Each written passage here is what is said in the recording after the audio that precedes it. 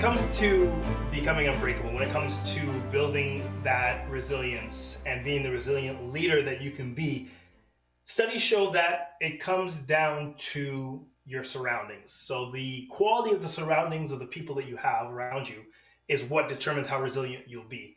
And I have to say, from the time I was born, I had the best. I was raised by a single mom. Now, I was born in Montreal, raised in Rexdale. My father left when I was 5, so my mother raised me on her own. And I don't know if this is cool to say, but I've always wanted her to be proud of me. I've always been that person that wanted my mother to be proud. Why? Because she's the one that stuck around. She's the one that stayed and raised me. So I always wanted to make her proud, and I got that chance on May 16th, 2005. Now, my story is online, it's publicly known, but on May 16th, 2005, I became a police officer with Canada's National Police Force, the RCMP. And I can still remember, it was one of the best days of my life. My mother was flying in to see me graduate. I was so proud. I was going to pick her up from the airport. Regina Airport, I walk in, and she knew I was coming. But what she didn't know was that for the very first time, I'd be wearing the full uniform. I'd be wearing the red jacket, the wide brim Stetson hat, the full uniform. And you know, sometimes you can tell what someone is thinking without them even saying a word. You know, sometimes you can look at someone and they just give you a look, whether it's your parents or someone else, and you know what they're thinking. Well, I'm at the bottom of the escalator, my mother's at the top, and I knew that look immediately. It was pride. She gets to the bottom of the escalator, she gives me a big hug, and she says, "Son, I'm proud of you." That meant so much to me at the time, because my mind flashes back to when I was young, cold mornings, and mom driving me to school in her gold beat up Dodge Omni. All that she sacrificed for me, all that she did for me, I was able to show her, hey, you know what? I came up and I made it. Everything would change, however. Just 6 years later, I would receive a letter in the mail. That letter said, "Constable Millington, contrary to Section 131 of the Criminal Code of Canada, you have been charged with perjury." Now, if you don't know what perjury means lying. I was involved in a highly publicized case. I was charged with lying in a court case. I've never lied a day in my career, but has that ever happened to you? Have you ever been accused of something you didn't do? Well, that's what happened to me. But even though I had never lied a day in my career, I was still charged, I was convicted, and I was sentenced to 2.5 years in jail. See, I was forced to trade in my career with the RCMP. I was forced to trade in that red serge, that red jacket I was so proud of, for an orange jumpsuit, and I was forced to trade in my home right here in Burlington, Ontario, for this. For the Kingston Correctional Facility, and I was placed in solitary. I was placed in solitary confinement, not for punishment, but because it was about my protection. It was about protecting me, because you're not supposed to mix cops and criminals. And I used to say to students when I would talk to them, I would say, imagine sitting in a 7 by 11 foot cell. Imagine being isolated. But I don't have to say that anymore, do I? See, the whole world is locked up in this pandemic. And you know what it's like to be isolated. You've known what it's like to miss family and friends. You've known what it's like to have repetitive, boring days and say, oh, geez, when are things going to return to normal? Well, if you have ever had those feelings, then you know what it was like for me in that cell. I lost my career, I lost my freedom, but yet you fast forward and I'm here with you today.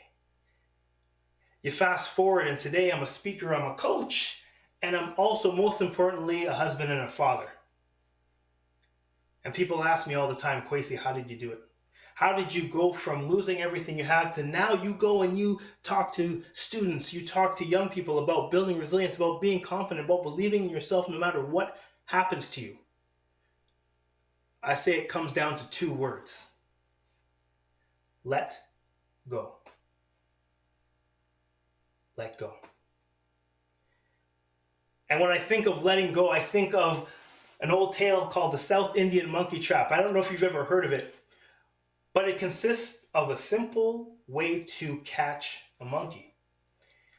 And here's what you would do if you want to build the South Indian Monkey Trap. What you do is you take a coconut and you hollow it out.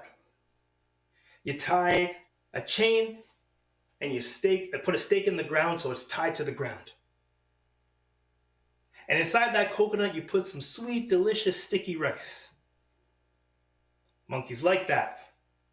And you make the hole big enough so that they can stick their hand in. But when they grab the rice and pull out, they can't get it out of the hole. And that's how you trap the monkey. The monkey's effectively trapped because it's trying to get the rice out of the hole and it just can't do it. The irony of that, of course, is if the monkey would just let go of the rice, it would be free. But because it held on, because it refused to let go, it's trapped. You see, I think that happens in life. A lot of times we are afraid to let go of things, and I was no better than that monkey a few years ago. You see, I had trouble letting go before I became a police officer, and it taught me a very valuable lesson. You see, I used to work in a government office, and I had a temporary position that was turned into a permanent role. And I thought, okay, I'm going to apply for this job. No big deal. I'm going to apply. I'm going to get it. After all, my manager, he likes my work. You know, you're doing a job. You're doing it well. You're going to get that promotion, of course. The problem was that the manager in charge of the hiring wasn't my manager. Now, have you ever had a situation where you could just tell someone didn't like you? Whether it was a look they gave you or just the way they acted towards you, a vibe you got. Well, if that's ever happened to you, for me, that was Barb. Now, I want you to imagine, Barb is one of these ladies, she dressed a decade behind and she never laughed. If you're in a group, you tell a joke, this is how Barb laughed. Nothing. In fact, I would pass her in the hallway at work and she would just look the other way as if she didn't see me. And I knew she didn't like me, and that was unfortunately the face I found myself sitting across from on the day of the decision interview. I can still remember, she walks in the room, coffee and cigarettes. That's all I smelled. And she sat across from me, across her big oak desk. And you know, some of those days you wake up and you're like, today's not going to be a good day. Well, I can remember, she sat down and she said it, got right into it. She said, Kwesi, you didn't get the job and we won't be keeping you here. She fired me, and I can remember walking out of that office. And an old quote went through my head. It's Nelson Mandela who said that resentment is like drinking poison and then hoping it will kill your enemies. Well, let me just tell you, I walked out of that office drinking a gallon of grudge. I walked out of that office and I felt like I drank the poison. I didn't like Barb at all. Obviously, she didn't like me. But it didn't matter.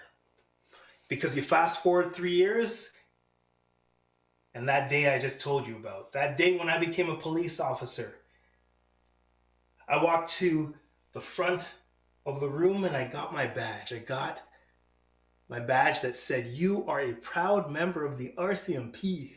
And I felt good. I showed my mom the badge. I was so proud. I flew back from Regina to Toronto. I showed all my friends the badge. I even went to the bar. And when I'd meet a girl, I'd say, "Hey, just so you know, I'm a police officer with the RCMP." The bottom line, I was so proud. But after all these years, who do you think I wanted to show that badge to the most? I wanted to show Barb. Have you ever done that? Have you ever let someone from your past, from your yesterday, affect your today? See, I wanted to go back. I wanted to show Barb my badge. I wanted to walk right back into that office and say, Barb, you may have knocked me down, but I got back up. And I better not ever catch you speeding. I wanted to show her that I could rise above and she couldn't hold me down. So I went back in the office. The very next day, I found my old manager, Rob, and I walked in strutting and I said, hey, Rob, is Barb around? Rob just stand back and he looked at me and he just said, Kwesi, I'm sorry, Barb got a promotion. She doesn't work here anymore.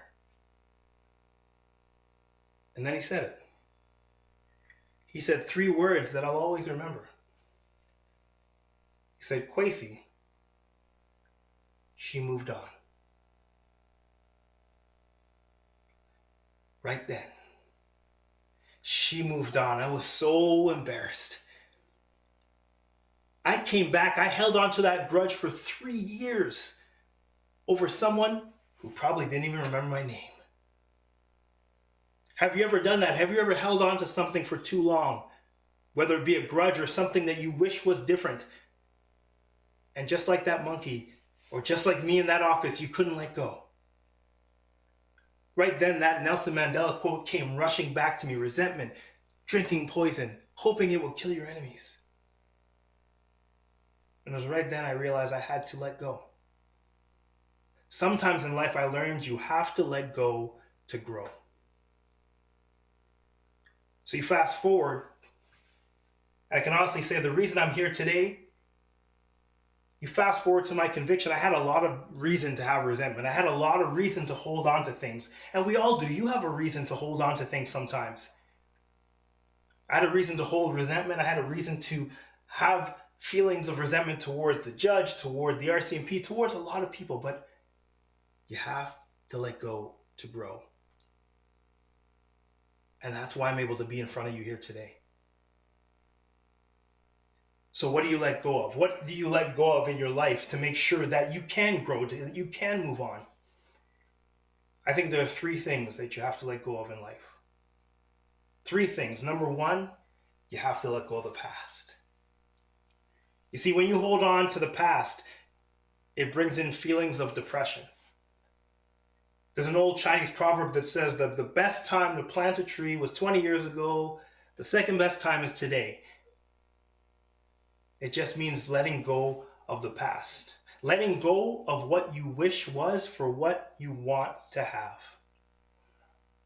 So is there something or someone in your past you need to let go? The second thing to let go of is predictions. See, who could have predicted we'd be in a world like this, where we're not in person, where we're learning online, where things are like they've never been before? And as you go into next year, you may be tempted to say, well, next year at this time, I'll be. And if you had said that in March 2020, maybe you would have been wrong as well. Who would have thought it would have gone on this long? So letting go of predictions, letting go of what you want to be. So forget predictions, just set your intention. Set your intention for the person you want to be and do your best to release the need to try to predict. And the final thing to let go of is people. You see, there are some people in your life that are going to be there no matter what, and some that you may have to let go of. You see, when I went to jail for that crime I didn't commit, when I was inside, people would call my wife and they'd say, you know what, we got Kwesi's back. We're going to go visit him. We're going to write him letters. And then nothing. Has that ever happened to you? Have you ever had someone in your life that made empty promises that said they were going to be there and they weren't? You see, I love the old saying that says that some people in your life will be there for a reason, a season, or a lifetime. You will have some people in your life for a reason. You help them through something, they help you through something, and then you move on. You have some people that are in your life for a season, just a period of time. Maybe the grade you're in right now, maybe next year you won't talk to them for whatever reason, and that's okay. And then you have some people that are in your life for a lifetime. And the problem is when we confuse categories, we think, oh man, this person's going to be a lifetime person, and maybe they were just a season. So is there someone in your life that you need to let go of? So you do those three things. You let go of the past, you let go of predictions, and you let go of people that may be dragging you down. So I'll leave you with this. What in your life do you need to let go of to grow?